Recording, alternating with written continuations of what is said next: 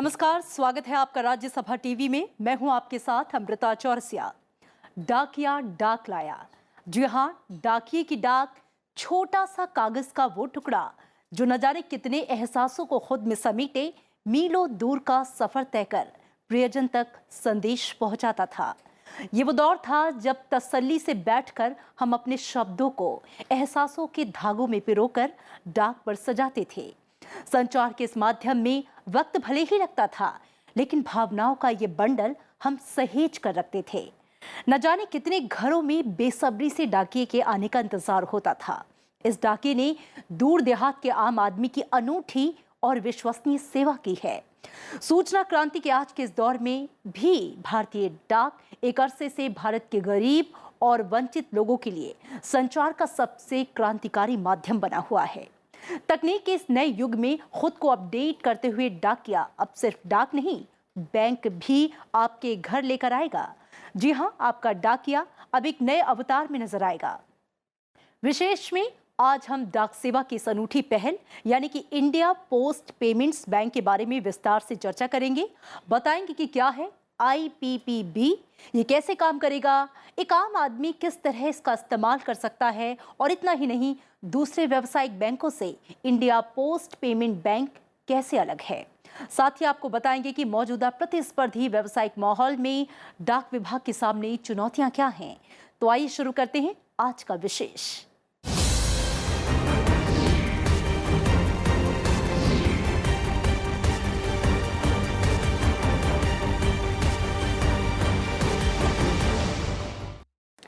डाकिया डाक लाया की कहावत अब पुरानी हो गई है। अब डाकिया डाक के साथ ही बैंक भी लाया। जी हां, ये कहावत अब साकार हो चुकी है। भारत सरकार की महत्वाकांक्षी परियोजना इंडिया पोस्ट पेमेंट्स बैंक की 1 सितंबर से शुरुआत हो गई। इस दिन प्रधानमंत्री नरेंद्र मोदी ने भारतीय डाक भुगतान बैंक का उद्घाटन किया और इस कदम से गांव में बैठे आम आदमी को अपने दरवाजे पर किफायती और भरोसेमंद बैंकिंग सेवा मिल सकेगी। वित्तीय समावेशन के साथ ग्रामीण इलाकों के लिए ये कदम बेहद क्रांतिकारी साबित होगा।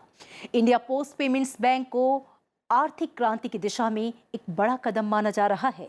इस पहल से अर्थतंत्र के साथ ही समाज के अंतिम व्यक्ति को जोड़ने का सपना साकार होगा। डाकिया डाक लाया, डाक लाया, डाकिया डाक लाया, डाकिया डाक लाया।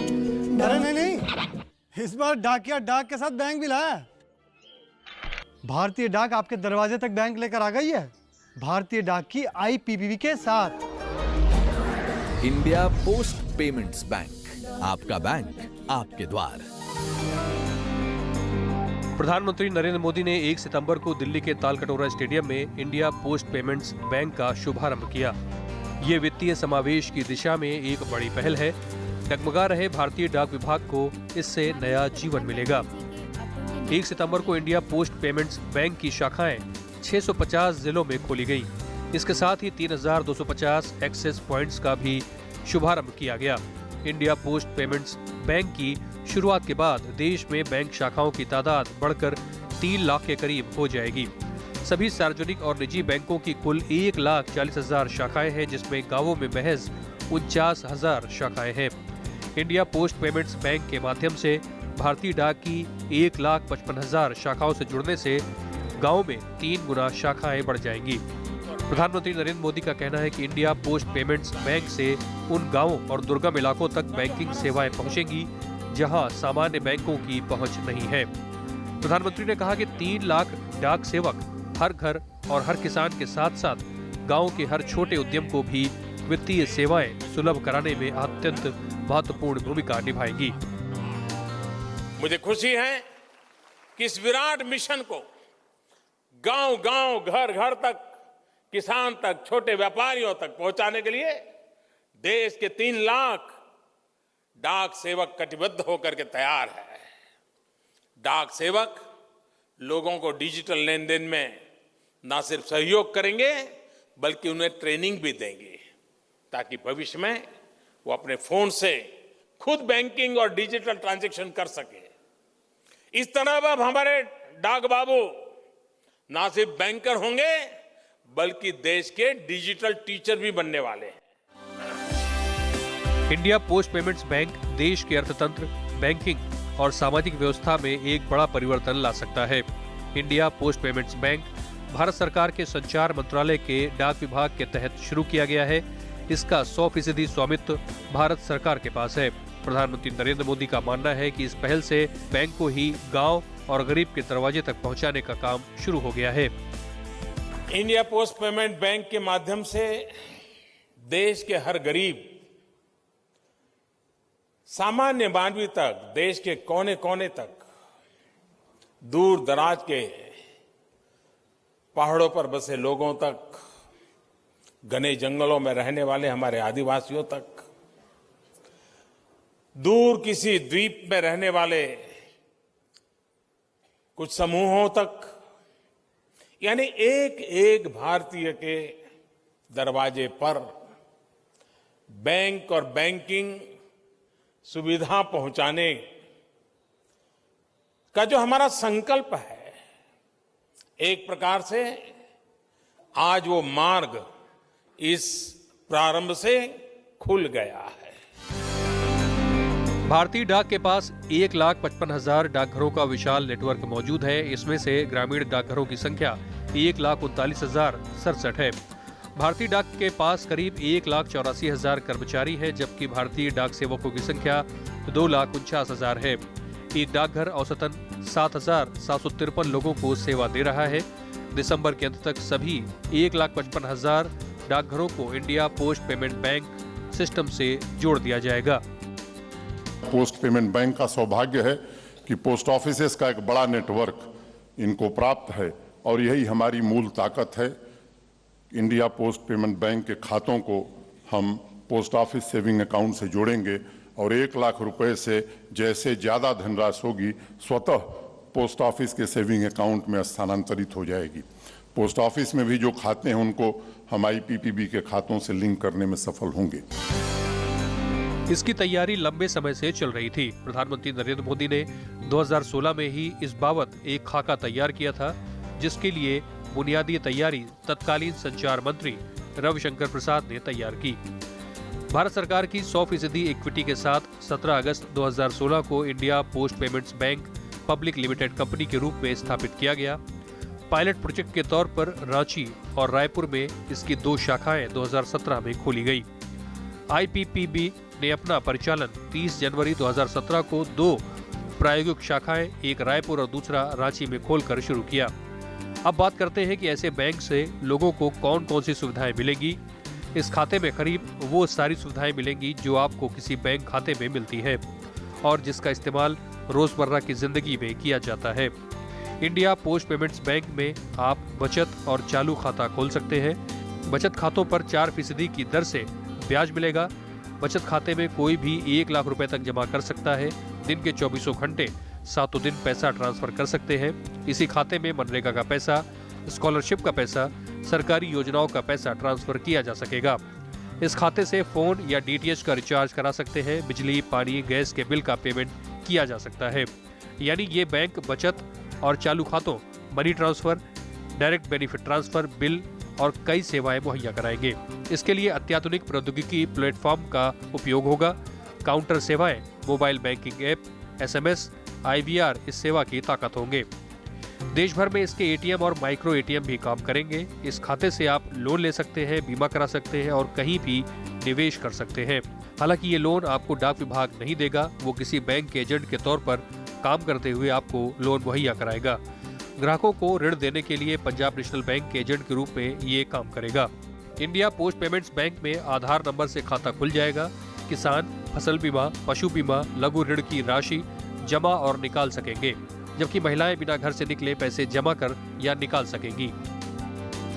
देश के ग्रामीण इलाके में लोगों को कर्ज उपलब्ध हो सके, इसके लिए हमने पंजाब नेशनल बैंक के साथ एक अनुबंध किया है और थर्ड पार्टी अरेंजमेंट हमने किया है कि गांव में रहने वाले किसान को, मजदूर को अगर कर्ज की आवश्यकता है, ऋण की आवश्यकता है तो हम उसे भी उपलब्ध करा सकें। वित्तीय अन्य प्रकार की सेवाएं, चाहे वो बीमा हो या अन्य उत्पाद हों, हम उन्हें निश्चित रूप से देने में पूरी तरह से समर्थ रहेंगे। इंडिया पोस्ट पेमेंट्स बैंक की सफलता के लिए बहुत ठोस रणनीति बनी है। कैबिनेट ने आईआईपीबी के व्यय को 800 करोड़ रुपए से बढ़ाकर 1435 करोड़ रुपए करने के साथ इस बात को भी ध्यान में रखा है कि पहले से मौजूद पेमेंट्स बैंक से प्रतिस्पर्धा में ये आगे निकले। इसकी मदद से उन ग्रामीण क्षेत्रों को बैंकिंग से जोड़ने की कोशिश की जाएगी जहां बैंक नहीं है। इस काम में डाकिये बैंकर का काम करेंगे। विभाग के पास 3 लाख से ज्यादा डाकिये और डाक सेवक हैं। वे मोबाइल फोन और बायोमेट्रिक उपकरण देकर लोगों को घर पर बैंकिंग सुविधाएं देंगे। इंडिया पोस्ट पेमेंट्स बैंक को अपने खातों के साथ 17 करोड़ डाक बचत बैंक खातों को जोड़ने की अनुमति दी गई है। Bureau report, Rajya Sabha TV. India post payment bank से किस तरह की सेवाएं मिलेंगी, इस बारे में राज्यसभा टीवी से बातचीत के दौरान भारतीय डाक विभाग के सचिव एएन नंद ने जानकारी दी।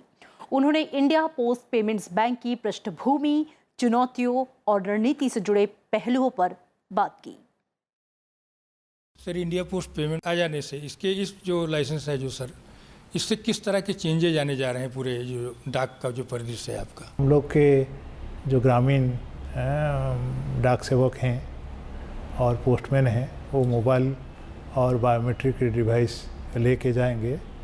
अकाउंट KYC के माध्यम से 5 मिनट में खुल जाएंगे। कोई कागज़ पत्र का लिखा जोखा नहीं रहेगा। और पेमेंट जब होगा तब वही बायोमेट्रिक में, और कोई किसी का बिल पेमेंट करना चाहता है वही भी बायोमेट्रिक में।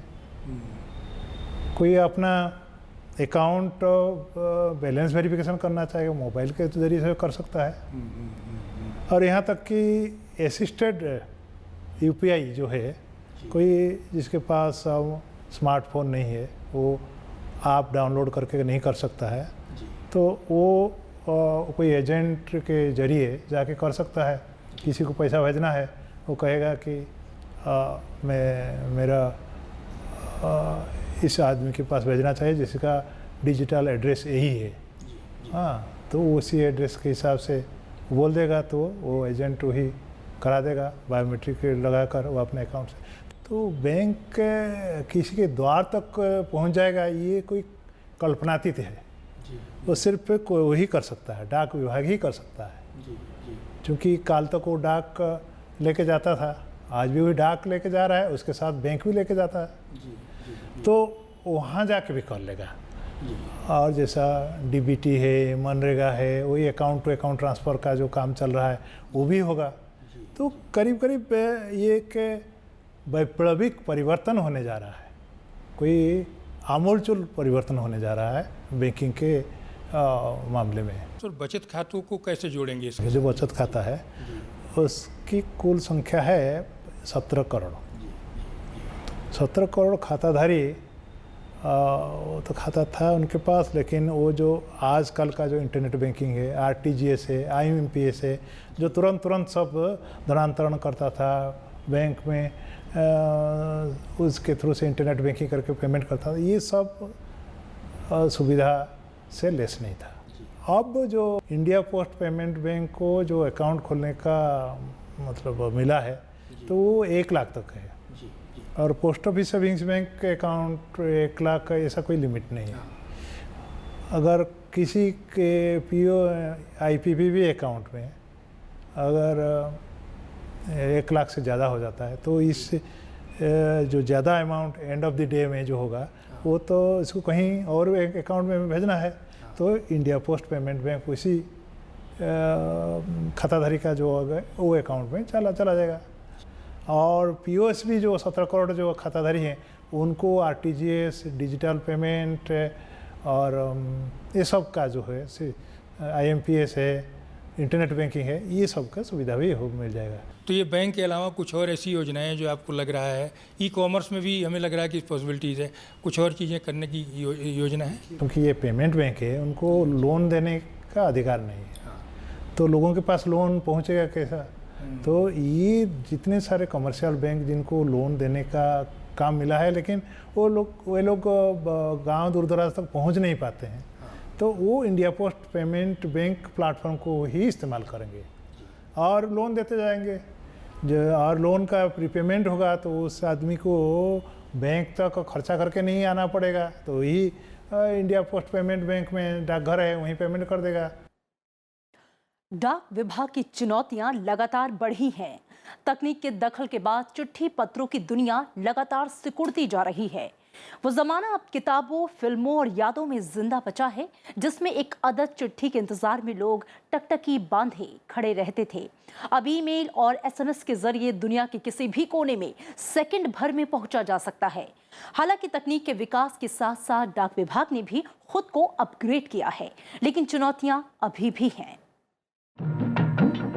ढाकिया डाक लाया, ढाकिया डाक लाया, ढाकिया डाक लाया, डाक लाया, ढाकिया डाक लाया।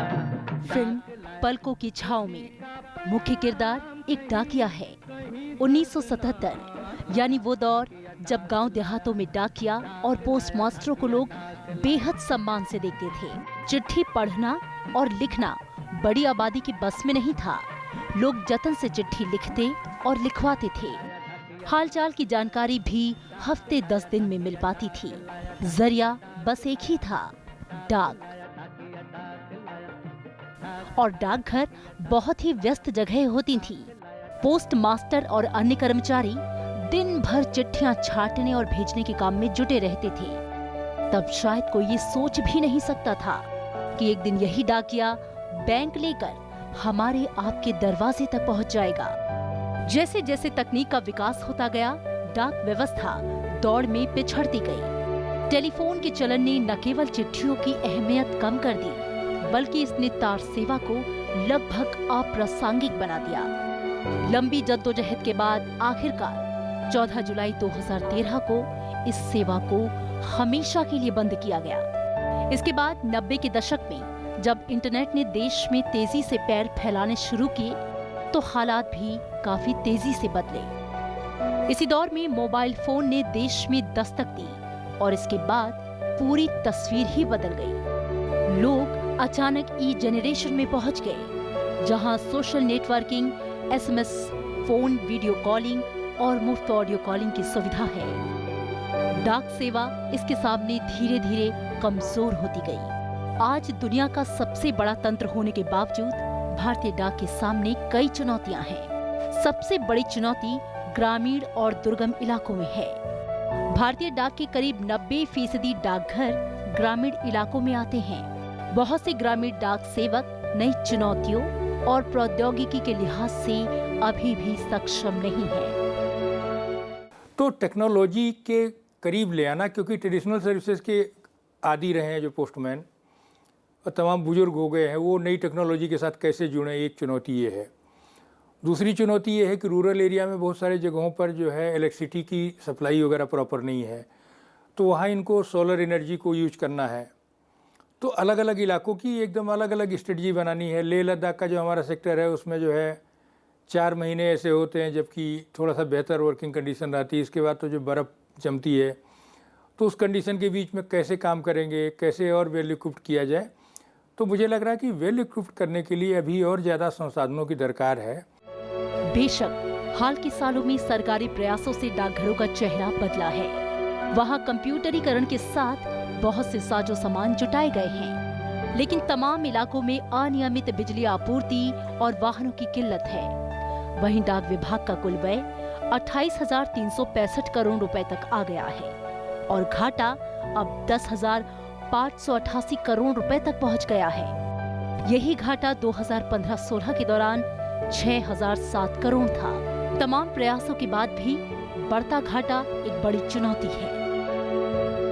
अभी चुनौतियां तो ये है कि एक बड़ा तंत्र है जो 1,55,000 डाकखानों का जो एक बड़ा तंत्र है, इसको वायबल कैसे बनाया जाए, क्योंकि 7वें वेतन आयोग के आने के बाद इनकी लागत बढ़ी है, सेवाओं की लागत बढ़ रही है।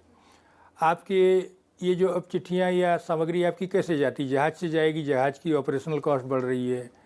आपके पेट्रोलियम प्रोडक्ट के अगर दाम बढ़ेंगे तो आपकी जो है अगर मोटर जो जिससे संचालित हो रही है, तो इनका तो कश्मीर से कन्याकुमारी तक एक ही रेट है, वो पहुंचा रहा, तो उसका जो इसका जो पूरा ऑपरेशनल कॉस्ट है वो ज़्यादा पड़ रही है। हालांकि डाक विभाग आय के नए उपायों के तहत कई कदम उठा रहा है। तमाम शिक्षा संस्थानों के फॉर्मों की बिक्री, रिक्रूटमेंट्स एजेंसी, रेलवे आरक्षण टिकट, राखी के लिफाफों की बिक्री, 13,466 डाकघरों में आधार पंजीकरण और अपग्रेडेशन सुविधा, पासपोर्ट सेवा, गोल्ड बॉन्ड स्कीम, गंगा जल, फिलेटरी स्टैंप और EIPO से लेकर LED बल्बों का वितरण नई पहल में शामिल है। ई-कॉमर्स की तरफ खास ध्यान दिए जाने का असर भी दिखने लगा है।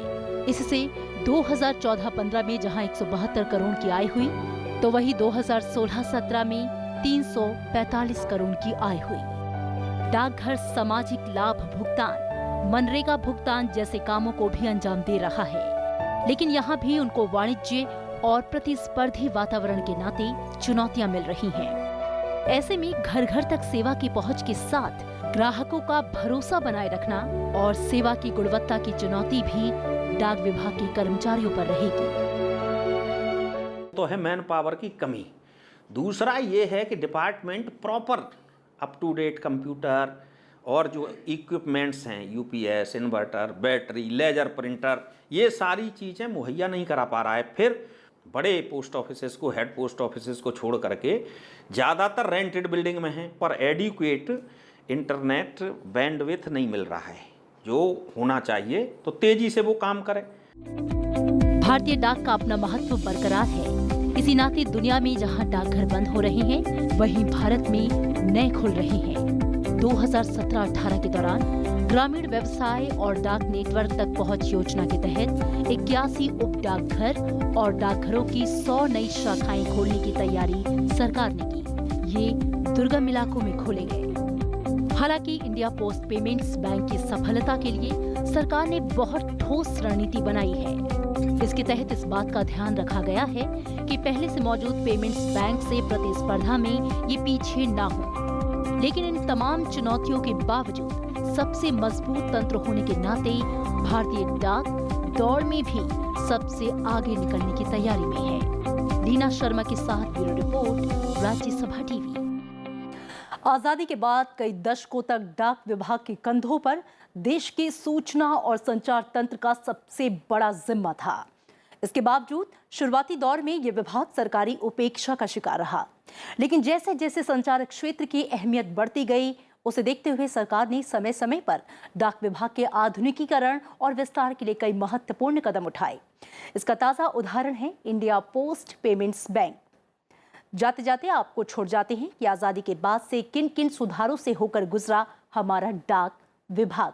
इसी के साथ आपको याद दिला दें कि आप हमारा ये एपिसोड YouTube पर भी देख सकते हैं, जहां आपके सुझावों का हमें इंतजार रहता है। नमस्कार।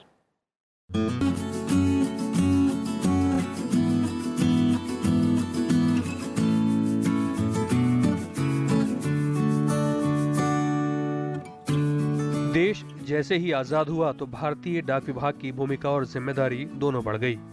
ये वो दौर था जब इतने बड़े देश में संचार का सबसे बड़ा बोझ यही डाकखाने उठा रहे थे। स्वतंत्रता के वक्त देश में कुल 23,344 डाकघर थे। इनमें 19,184 ग्रामीण इलाकों और 4,160 शहरी क्षेत्रों में थे।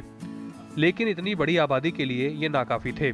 डाक विभाग की जिम्मेदारियों को देखते हुए समय समय पर सरकार सुधार के लिए कदम उठाती रही है। इन कदमों के जरिए डाकिये की चिट्ठी बांटने से स्पीड पोस्ट और स्पीड पोस्ट से ई पोस्ट के युग में पहुंच गया। आजादी से पहले 1879 में पोस्ट कार्ड की शुरुआत के बाद भारतीय पोस्टल ऑर्डर 1930 में शुरू हुआ। 1977 में वैल्यू पेएबल पार्सल यानी VPP पार्सल और बीमा पार्सल शुरू किए गए। तेज डाक वितरण के लिए 1972 में पोस्टल इंडेक्स नंबर यानी पिन कोड की शुरुआत हुई। संचार की बढ़ती अहमियत की वजह से 1985 में डाक और दूरसंचार विभाग को अलग अलग कर दिया गया। इसके ठीक अगले साल 1986 में स्पीड पोस्ट शुरू हुआ। 1994 में मेट्रो, राजधानी, व्यापार चैनल, EPS और VSAT के माध्यम से मनी ऑर्डर भेजा जाने लगा। पोस्ट ऑफिस में टेक्नोलॉजी इंडक्शन हुआ ना, कंप्यूटराइजेशन हुआ। पूरा काम जो मैनुअल होता था वो उसका कंप्यूटराइजेशन हुआ, टेक्नोलॉजी आई। अभी सेविंग बैंक, ये पोस्ट ऑफिस सेविंग बैंक का जो मैंने बताया कि पहले आप कहीं किसी डाकखाने में आपका खाता है तो केवल वहीं से जा कर के विड्रॉल फॉर्म भर के आप निकाल सकते थे। लेकिन अभी जब CBS हो जाने के बाद आप देश के किसी कोने से निकाल सकते हो।